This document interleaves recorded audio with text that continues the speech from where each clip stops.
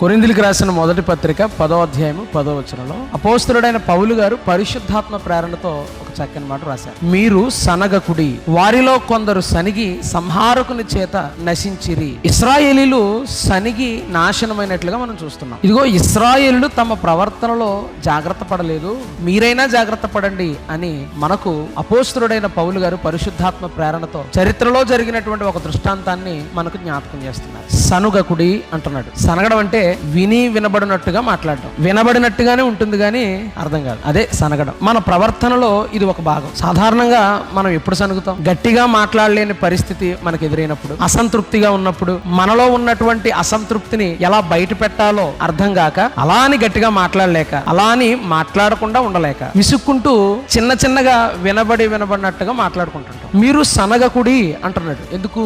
Already ఇశ్రాయేలీలు తమ ప్రవర్తన విషయంలో అజాగ్రత్తగా ఉన్నారు. తమ ప్రవర్తన విషయంలో వారు జాగ్రత్త పడలేదు గనుక సనిగి నాశనమైనట్లుగా మనం చూస్తున్నాం. ఏమండి, మనం సనిగితే మన ప్రక్కనున్న వాడికే సరిగా అర్థం కానప్పుడు పరలోకమందున్న దేవుడు వినడం ఏంటి? మనం సనుగుతుంటే ఆయన చూడడం ఏంటి? ఆశ్చర్యం కదండి. అందుకే మనకి ఒక పాఠం నేర్పుతున్నాడు. మీరు సనగకుడి అని అంటున్నాడు. చాలా మంది మందిరానికి వచ్చేటప్పుడు టైం చూసుకోరండి. మందిరం నుండి వెళ్ళేటప్పుడు మాత్రం ఖచ్చితంగా టైం చూస్తారు. ఒక్క అరగంట లేట్ అయితే చాలండి. మందిరంలో ఒక్క అరగంట లేట్ అయితే చాలండి, విసుగొచ్చేస్తుంది వాళ్ళకి. వెంటనే మొదలైపోతాయి సనుగుడు. దైవజనుడు హెచ్చరిస్తున్నప్పుడు దేవునికి ఇవ్వాలి అనే మాట దైవజనుని నోట వస్తే చాలు, వెంటనే సనుగుడు మొదలైపోతుంది. ఇది నేటి క్రైస్తవ జీవితంలో చాలా మందిలో ఈ దౌర్భాగ్యపు లక్షణం చోటు చేసుకుంది. ఇది ప్రవర్తనలో వారికి ఒక భాగమైపోయింది. ఇశ్రాయేలీలు సనిగినందుకే నశించారా? ఎస్, ముమ్మాటికి ఇది నిజం. ఇశ్రాయేలీల యొక్క ప్రవర్తన మనకు తెలియదేమి కాదు. ఇశ్రాయేలీలు అరణ్యంలో వారు ప్రయాణం చేస్తున్నప్పుడు ఆయాసం వచ్చింది. ఆయాసం వస్తే